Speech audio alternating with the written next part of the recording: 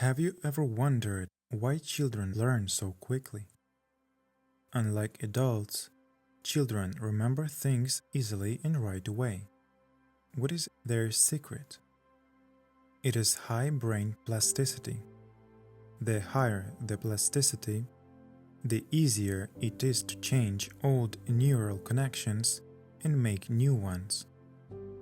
This is what memory is. The less plasticity, the harder it is to rewire the brain. Kids have maximum plasticity, while adults have minimal. Why?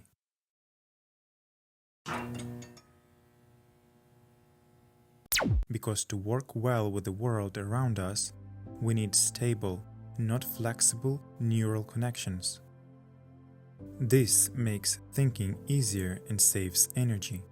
You don't think about how to drive, run, close a door, kick a ball, or talk. Your brain handles these tasks automatically because it already has the stable connections it needs. A child's brain doesn't have stable connections like an adult's. It's like an empty room. Why? Because the world changes quickly, and what was useful 100 years ago isn't anymore. So for a child to survive, they need to form new neural connections fast. That's why their brain is like a sponge, soaking up all the information around them. Kids remember everything they see without effort because their brain's plasticity is at its highest. It's like filling a room with furniture. If the room is empty, it's faster than if it's already full. So, what should an adult do if they need to learn something new? How do you rearrange the furniture in your mind?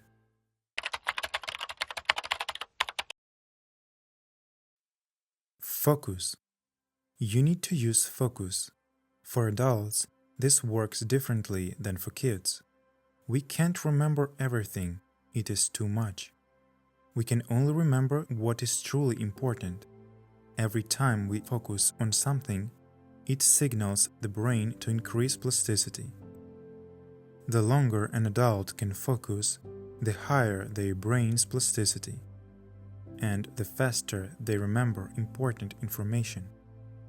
As people age, their brain's plasticity decreases, but their ability to focus improves. This is a balancing act. Adults have weak brain plasticity but good focus. Kids are the opposite. They have high plasticity but find it hard to focus. Your focus improves over time. The more you practice, the better you get. Rewards and stress help a lot in training. Reward. Every time you get a reward after an action, it increases your focus on that action. You quickly remember what brings you pleasure and want more. That is why instant rewards like sweets, alcohol, and drugs quickly change the brain and form bad habits. Quick pleasures quickly form addictions. In theory, if you give someone a treat every time they draw or read, they will focus on drawing and reading, but only as long as they get the treat. If you stop the reward, the motivation will disappear. Stress. The next helper is more reliable. Short-term stress. People will do a lot to get rid of what irritates them.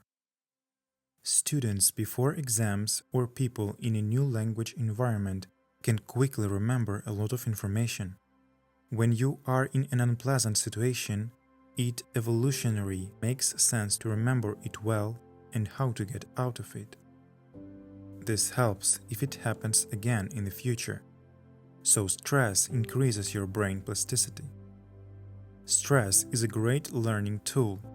It can be easily triggered through physical training or by making mistakes. Let's start by physical training. It is easier to apply. Physical training. Any physical activity is stress for our body because it disrupts balance. Strength training, running, cycling, swimming, and walking stimulate the production of stress hormones like cortisol, which helps retain new information. Some scientists believe that the brain of all mammals evolved mainly to manage physical movement. The bigger the brain, the more complex actions it can control. Moving your body from point A to point B, like running or walking, especially boosts your brain's plasticity and memory. Why? Because historically, such movement meant being in new territory, with new survival risks. The faster our ancestors remembered the new area, dangers, traps, and safe spots, the better their chances of survival. Any physical training boosts your brain's plasticity, but aerobic exercise like running or walking does it best. Mistakes. The next form of helpful stress is making mistakes. Nobody likes making mistakes or looking foolish. Why? Because those who make many mistakes know the subject poorly.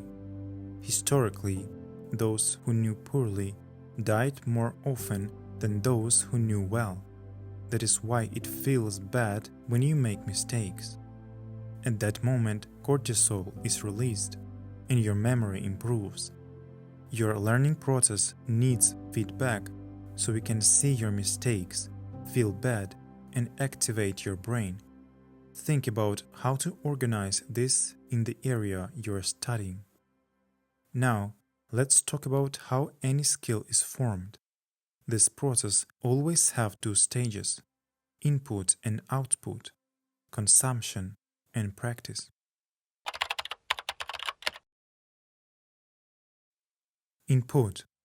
At this stage, you take in and remember new information. This can be in any form: listening to a lecture, reading a book, watching a video, talking to an AI, or looking up things on Google. Everything we have discussed, focus, stress, physical activity, and mistakes should be used at this stage. They all increase your brain's plasticity and help you quickly remember lots of new information. Output. This is practice. Only after you have remembered the necessary information can you use it in practice.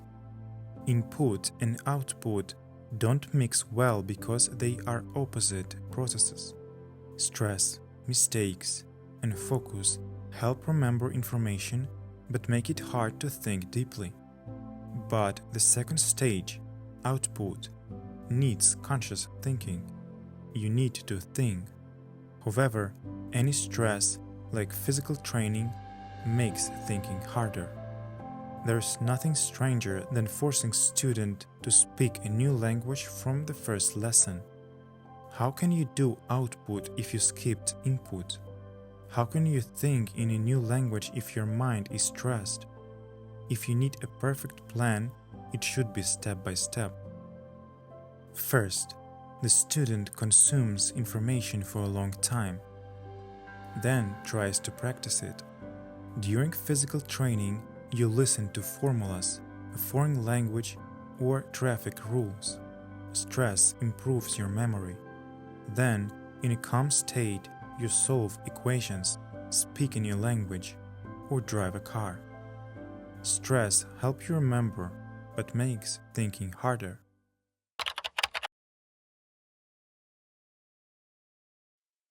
So, adults have three ways to increase neuroplasticity: long focus, rewards, or stress. Every time you make mistakes or do physical exercises, you increase the brain's ability to remember information. Its plasticity grows, and this should be used in your training program. To master any skill, first, take in and remember information, then practice using it. Thank you for watching. Evolve your life. See you in the next video.